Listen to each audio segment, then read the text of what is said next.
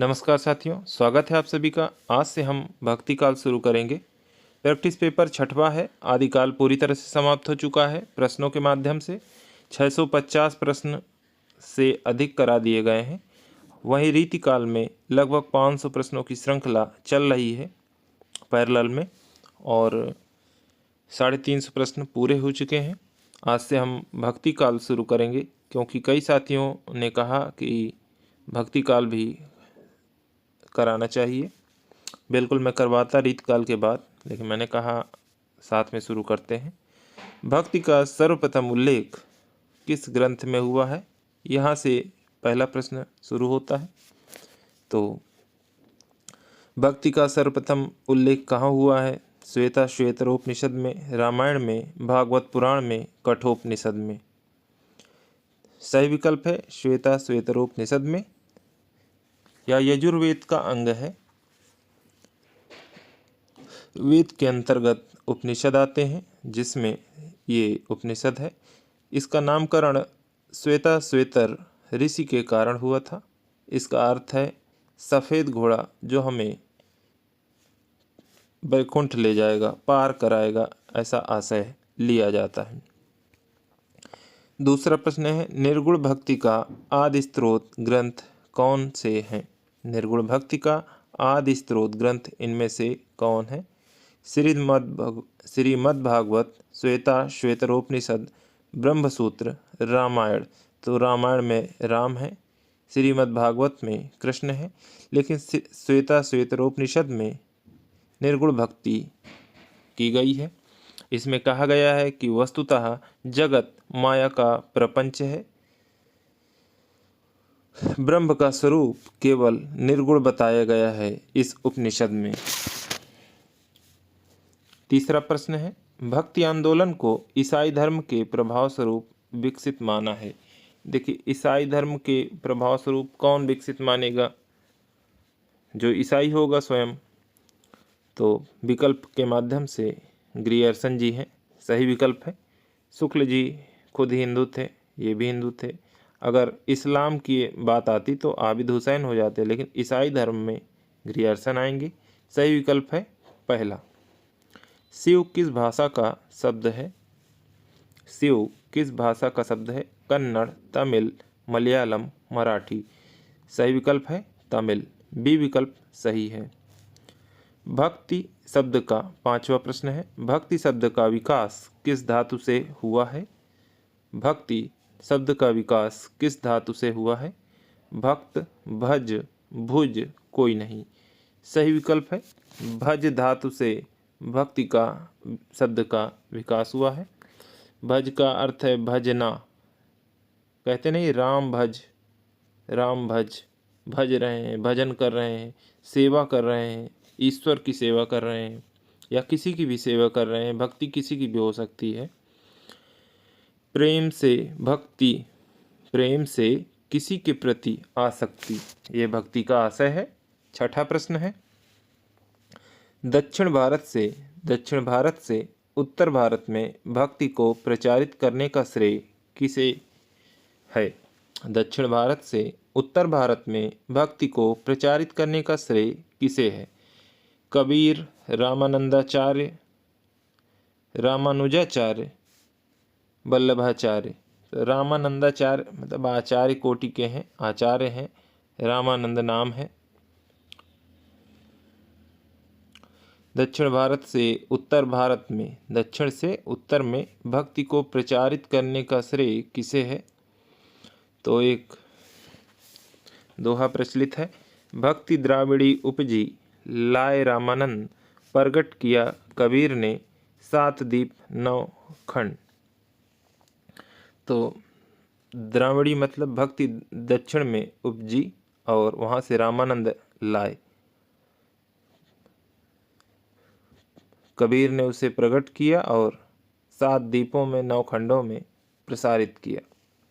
सही विकल्प है रामानंद 4, दक्षिण भारत से उत्तर भारत।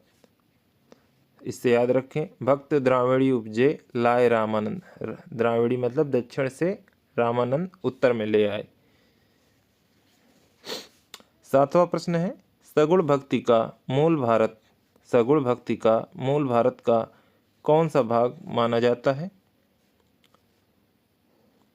उत्तरी भारत, दक्षिणी भारत, पूर्वी भारत, पश्चिमी भारत। तो सगुण भक्ति का मूल भारत का कौन सा भाग माना जाता है? दक्षिण भारत, जिसे उत्तर भारत में रामानंद लाए। अभी ही पहला प्रश्न इसके पहले ही था। 8वां प्रश्न है, सगुण भक्ति का आदि स्त्रोत ग्रंथ कौन है? निर्गुण का कौन था? निर्गुण का था श्वेताश्वेतरोपनिषद। परंतु सगुण की बात आएगी तो रामायण, श्रीमद् भागवत पुराण, छांदोग्य उपनिषद, कठोपनिषद।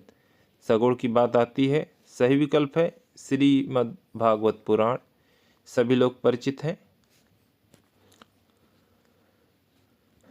अगला प्रश्न है, भक्ति के आद्य आचार्य कौन माने जाते हैं? भक्ति के आद्य आचार्य, आद्य मतलब पहले आचार्य या पुराने आचार्य, कौन माने जाते हैं?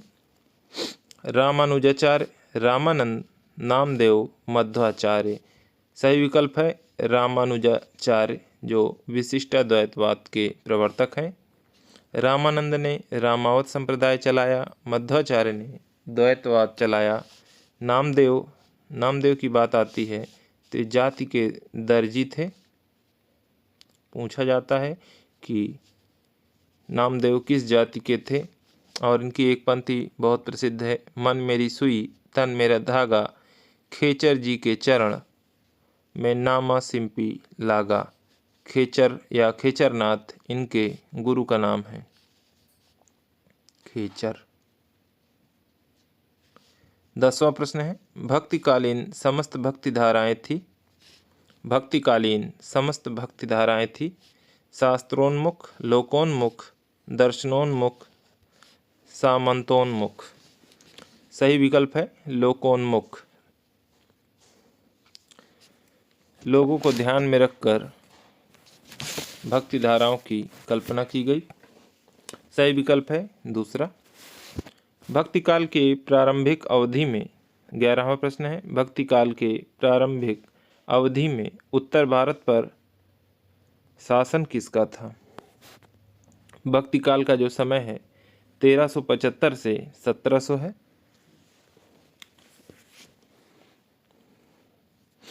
तो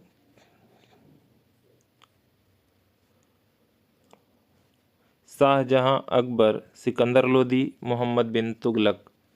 इतिहास का प्रश्न है, मुश्किल है लेकिन याद रखना जरूरी है। 1325 से 1351 मोहम्मद बिन तुगलक का शासन था, और भक्ति काल के प्रारंभिक अवधि में उत्तर भारत में इन्हीं का शासन था। अकबर तो बाद में आए, 1556 से 1605 तक शासन रहा। शाहजहां और बाद में आए, 1628 से 1658। सिकंदर लोदी आते हैं 1489 से 1517, 1489 से 1517। परंतु मोहम्मद बिन तुगलक का जो शासनकाल है 1325 से 1351 भक्ति काल के समय के बिल्कुल नज़दीक है, और यही सही विकल्प है। पद्मावत के रचयिता हैं,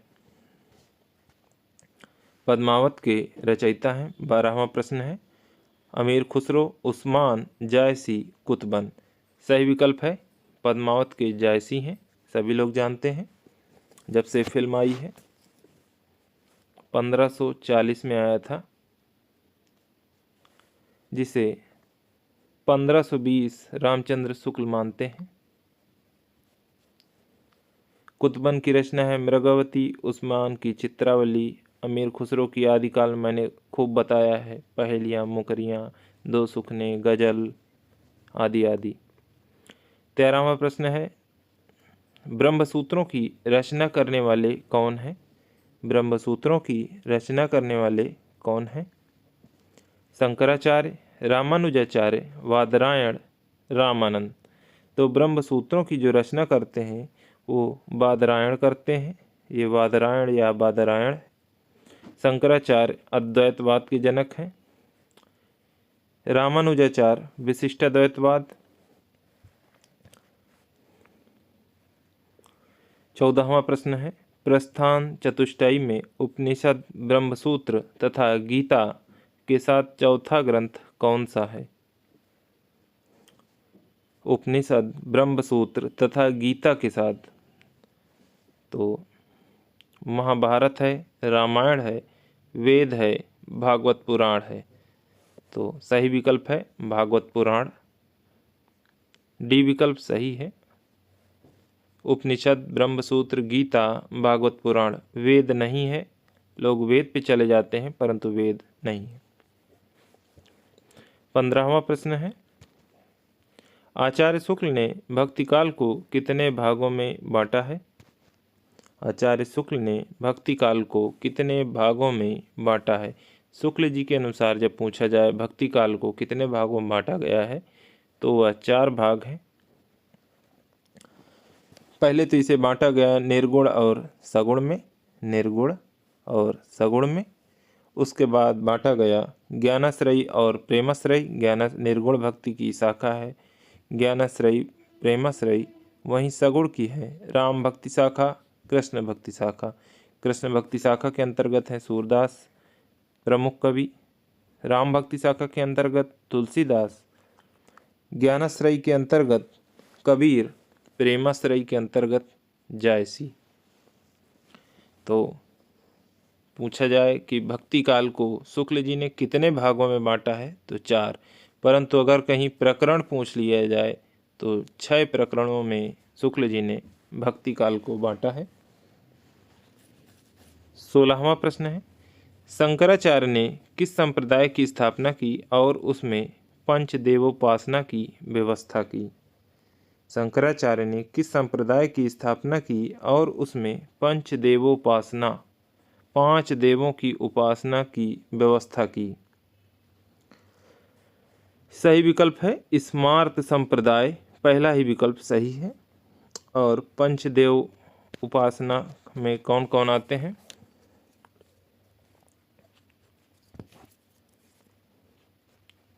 शैव, शाक्त, सौर, स्मार्त और गाणपत्य। 5 देवों की उपासना जिसमें आते हैं शैव, शाक्त, सौर, शिव शक्ति, सौर, स्मार्त और गाणपत्य। क्या है बहुत उसमें डिटेल में जाने की ज़रूरत नहीं है, बस इतना ही पूछा जाता है। शंकराचार्य प्रच्छन्न बौद्ध माने जाते हैं क्योंकि इनके गुरु गौड़पाद बौद्ध थे। बस इसी कारण से इन्हें बौद्ध, प्रच्छन्न बौद्ध कहा जाता है। अद्वैतवाद के प्रणेता हैं। इन्होंने कहा अद्वैतवाद का मतलब सभी लोग जानते हैं, यदि नहीं जानते हैं तो ईश्वर और जीव एक ही है। अद्वैत मतलब अद्वैत।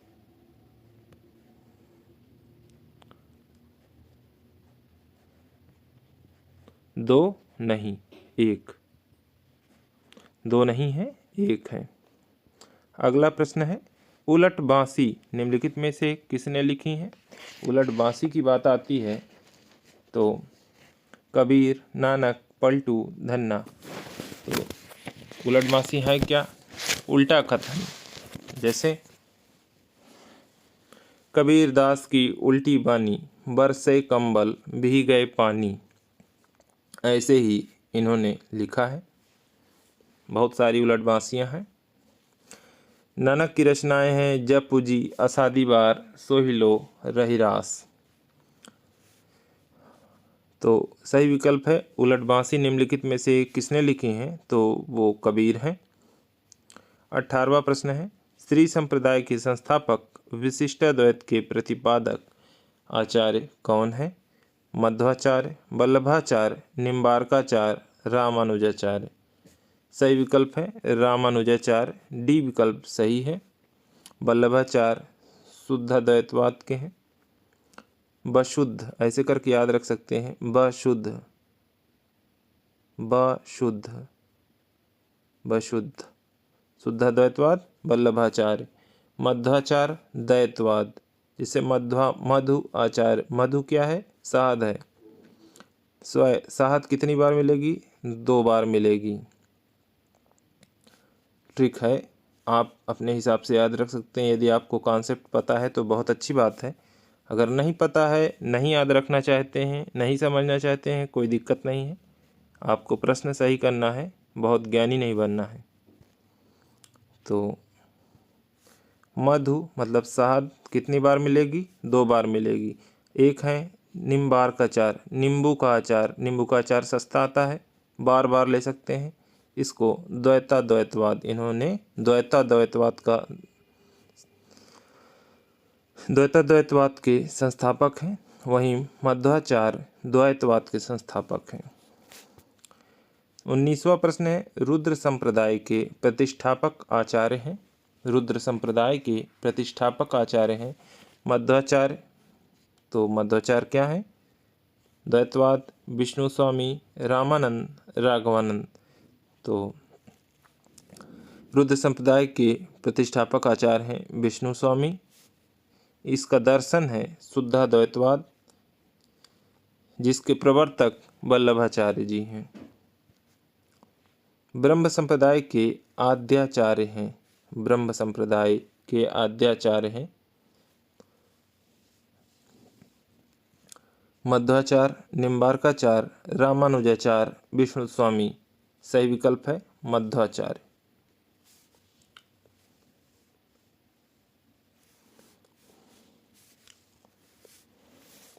संप्रदाय प्रवर्तक और दर्शन की बात कर लेते हैं थोड़ा सा।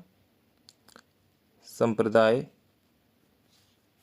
प्रवर्तक और यहाँ पे दर्शन, दिक्कत नहीं होगी। संप्रदाय श्री संप्रदाय, श्री संप्रदाय के प्रवर्तक हैं रंगनाथ मुनि या नाथ मुनि। लिखने पे मत जाइए, सुनिए या आप लिख लीजिए। विशिष्ट द्वैतवाद दर्शन है, विशिष्ट द्वैतवाद। ब्रह्म संप्रदाय मध्वाचार्य, मध्वाचार्य दर्शन कौन सा है? द्वैतवाद। मधु कितने बार मिलेगी? शहद 2 बार। रुद्र संप्रदाय विष्णु स्वामी, इसके प्रवर्तक कौन है? विष्णु स्वामी। रुद्र संप्रदाय के दर्शन कौन सा है? शुद्धाद्वैतवाद। सनकादि संप्रदाय निम्बार्काचार्य द्वैताद्वैतवाद। ध्यान रखिएगा, बार बार आएगा। 20वां प्रश्न था, ब्रह्म संप्रदाय के आद्याचार्य कौन है? मध्वाचार्य। काहेरी नलनी तू कुम्हलानी, काहेरी नलनी तू कुम्हलानी, यह प्रसिद्ध पंक्ति किस कवि की है?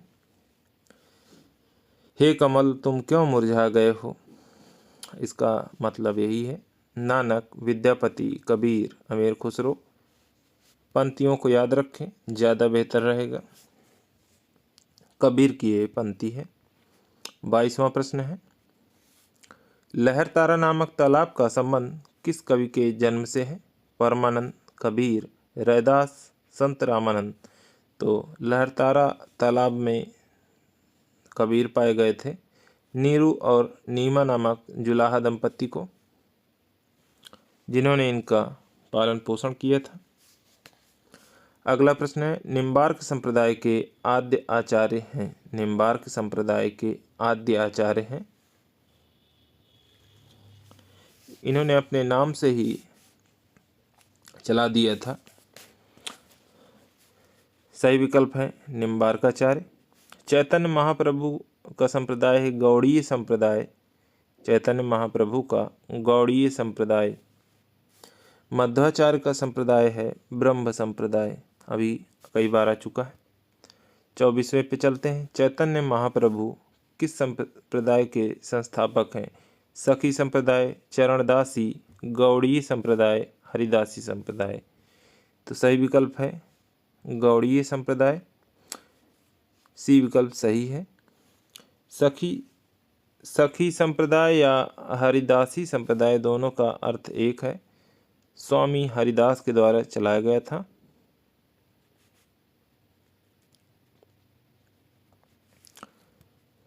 सी विकल्प यहाँ पे सही है।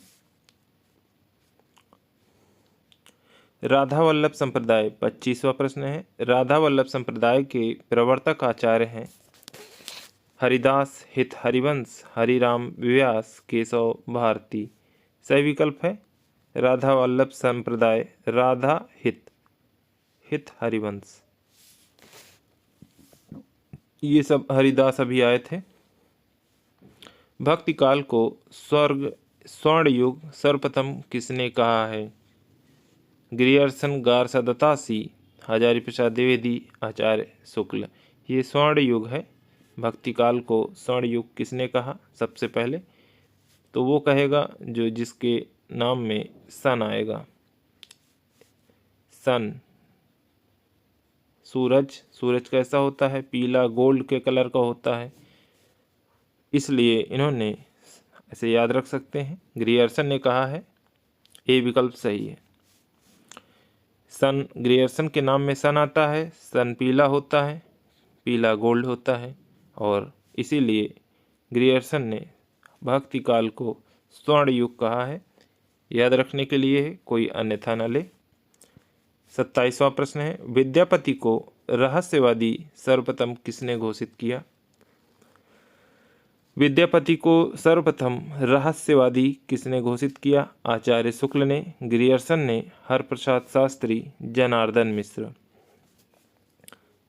सही विकल्प है ग्रियर्सन ने इन्हें रहस्यवादी कहा। 28वां प्रश्न है, रामचंद्र शुक्ल ने सूफी काव्यधारा को क्या नाम दिया है? प्रेम काव्य, सूफी काव्य, प्रेमाश्रयी काव्य, कोई नहीं। सही विकल्प है प्रेमाश्रयी काव्य। सूफी, सूफ, सफ़ा, सफ़, इन सब शब्दों से बना हुआ है। कोई किसी से मानता है, कोई किसी से। आगे प्रश्न आएंगे तो बताया जाएगा कौन किस शब्द से सूफी शब्द की उत्पत्ति मानता है। रामचंद्र शुक्ल ने प्रेमाश्रयी काव्यधारा नाम दिया है सूफी काव्यधारा को। रामावत संप्रदाय के प्रवर्तन का श्रेय किसे दिया जाता है? रामावत संप्रदाय की बात हो रही है। रामानुज, नामदेव, ज्ञानदेव, रामानंद। सही विकल्प है रामानंद ने रामावत संप्रदाय का प्रवर्तन किया है। प्रच्छन्न बौद्ध के नाम से किस दार्शनिक को जाना जाता है? अभी ही बताया गया है कि शंकराचार्य को प्रच्छन्न बौद्ध के नाम से जाना जाता था क्योंकि इनके गुरु गोविंद भगवत्पाद गौड़पाद बौद्ध थे। गोविंद भगवत्पाद क्या थे? गौड़पाद बौद्ध थे, इसीलिए इनको प्रच्छन्न बौद्ध कहा जाता था। द्वैतवाद का प्रवर्तन किसने किया है? तो अगर आपको थोड़ा भी ध्यान हो, अभी मैंने बताया कि शहद थोड़ी महंगी होती है नींबू के अचार से, तो केवल 2 ही बार मिलेगी। क्या? मधु, शहद, शहद, मध्य अचार द्वैतवाद के प्रवर्तक हैं, वहीं निम्बार्काचार द्वैतवाद के प्रवर्तक हैं। 5 रात्र में रात्र शब्द का क्या अर्थ है? इतना विस्तारित सब्जेक्ट है, अगर आप ऐसे ट्रिक बना के नहीं याद रखेंगे तो थोड़ा सा मुश्किल हो जाएगा। परीक्षा में यही सब चीज़ें याद रहती हैं। 5 रात्र में रात्र शब्द का क्या अर्थ है? रात्रि, ज्ञान, आचरण, संसार। 5 रात्र क्या है? एक धर्मशास्त्र है, और धर्मशास्त्र में क्या मिलता है? हमें ज्ञान मिलता है। तो रात्र का आशय क्या है? ज्ञान है। 33वां प्रश्न है, भक्ति का आंदोलन कहाँ से आरंभ हुआ? तो भक्ति द्राविड़ी उपजी लाए रामानंद। तो द्राविड़ी में उपजी तो कहाँ से आरंभ हुआ? दक्षिण से।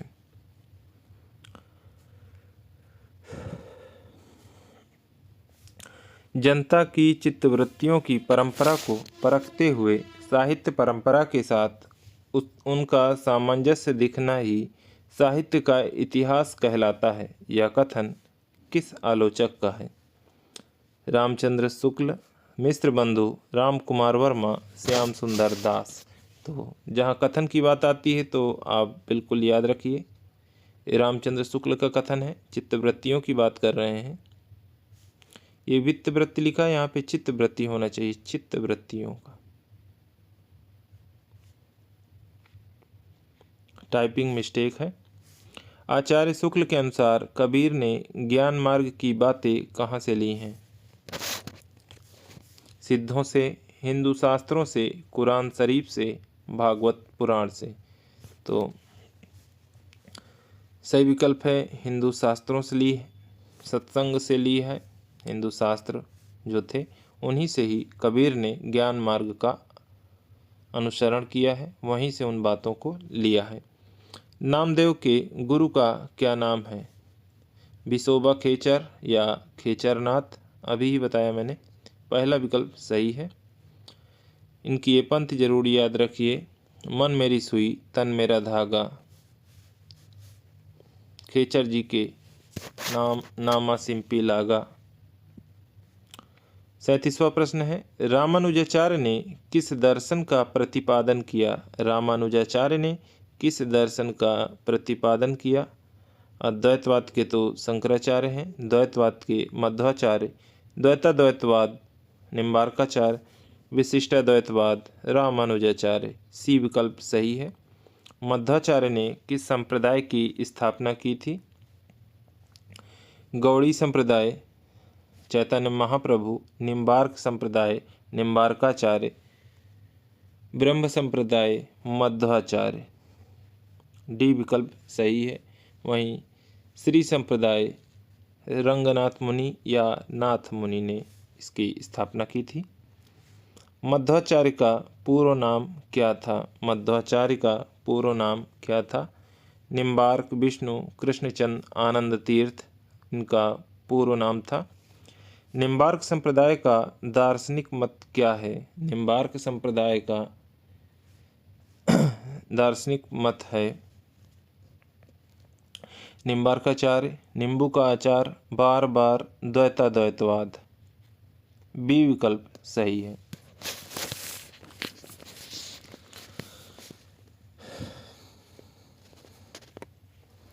आलवार संतों की संख्या कितनी मानी गई है?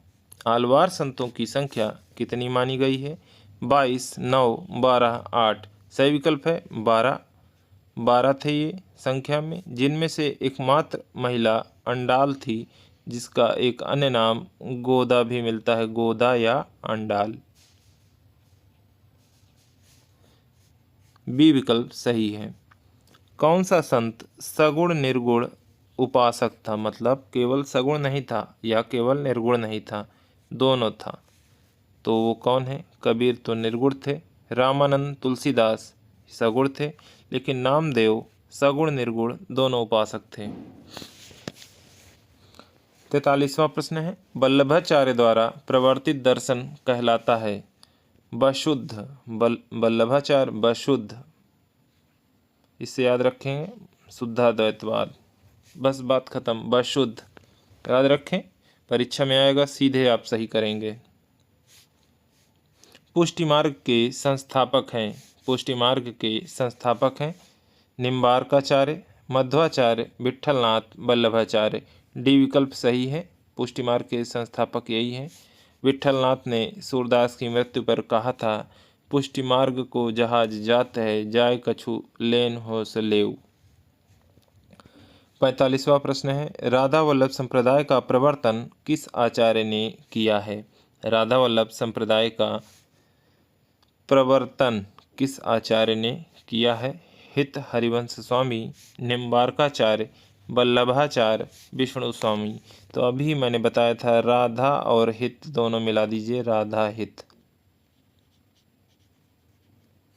हित हरिवंश स्वामी इसका सही आंसर है। हित हरिवंश स्वामी ने राधा वल्लभ संप्रदाय का प्रवर्तन किया था। 46वां प्रश्न है, हिंदी साहित्य के काल विभाजन का सर्वप्रमुख आधार माना जाता है उस काल में प्राप्त ग्रंथों की संख्या, कवि संख्या, प्रवृत्ति विशेष का मूल प्रेरणा स्रोत या कवियों का जीवन। बिल्कुल, अगर काल विभाजन किया जाएगा तो कवियों के जीवन के आधार पर किया जाएगा। 47वां प्रश्न है, विदेशी भाषा में लिखित हिंदी साहित्य का इतिहास के लेखक गारसादातासी कहाँ के निवासी थे? यह आदिकाल का प्रश्न है, साहित्य इतिहास लेखन से है, कई बार आया है। ये फ्रांस, पुर्तगाल, रूस, जर्मनी। फ्रांस सही है, ए विकल्प सही है। इसका प्रकाशन स्थल पेरिस था।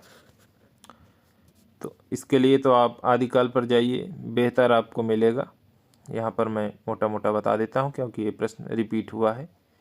भला हुआ जो मारिया बहड़ी मारा कंतु इस प्रसिद्ध पंक्ति के रचयिता हैं। भला हुआ जो मारिया बहड़ी मारा कंतु इस प्रसिद्ध पंक्ति के लेखक हैं सोमप्रभु सूरी, सरहपा, हेमचंद, मेरुतुंग। सही विकल्प है हेमचंद, सी विकल्प सही है। 49वां प्रश्न है, हिंदी साहित्य का पहला इतिहास किस भाषा में लिखा गया? हिंदी साहित्य का पहला इतिहास, फिर से वही बात आ गई, फ्रेंच भाषा में इन्होंने लिखा। शुरुआत ही इन्होंने की थी गारसादातासी ने। इस्तवार दला लिटरेचर एंदुई ए हिंदुस्तानी की बात हो रही है। 50वां प्रश्न है, आचार्य शुक्ल ने अपने हिंदी साहित्य का इतिहास नामक ग्रंथ में भक्ति काल की कितने प्रकरणों में विवेचना की है?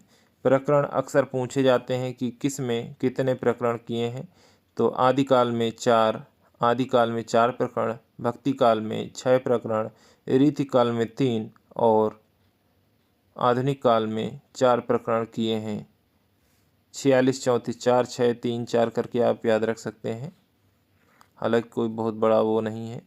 6 प्रकरण इन्होंने बनाए हैं भक्ति काल में।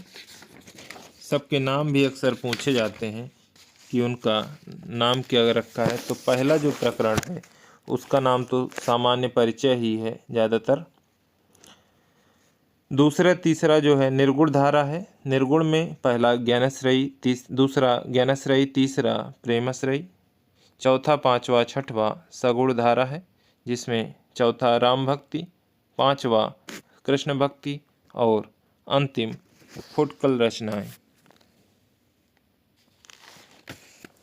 आज के लिए साथियों इतना ही। 51वें प्रश्न को आप कमेंट बॉक्स में जवाब दीजिए और ये श्रृंखला अनवरत जारी रहेगी जब तक भक्ति काल समाप्त नहीं हो जाता। आपको सीरीज वाइज ऐसे ही प्रश्न मिलते रहेंगे। प्रयास करूंगा कि व्याकरण के भी 1-2 पेपर अभी बीच में कराए जाएं, क्योंकि एक साहित्य ही बार बार पढ़ने से कई बार बोरियत महसूस होने लगती है। तो प्रयास मेरा यही है कि सारी चीज़ें कवर होती चलें। गोवर्धन पर्वत पर 1519 ईस्वी में श्रीनाथ का मंदिर किसने बनवाया? विट्ठलनाथ, वल्लभाचार्य, सूरदास और निम्बार्काचार्य। मंदिर प्रबंध का दायित्व किसे दिया गया, ये भी आप बताएं। 51वां प्रश्न है, देखते हैं कौन साथी जवाब देता है। आज के लिए साथियों इतना ही। बहुत बहुत धन्यवाद। नमस्कार।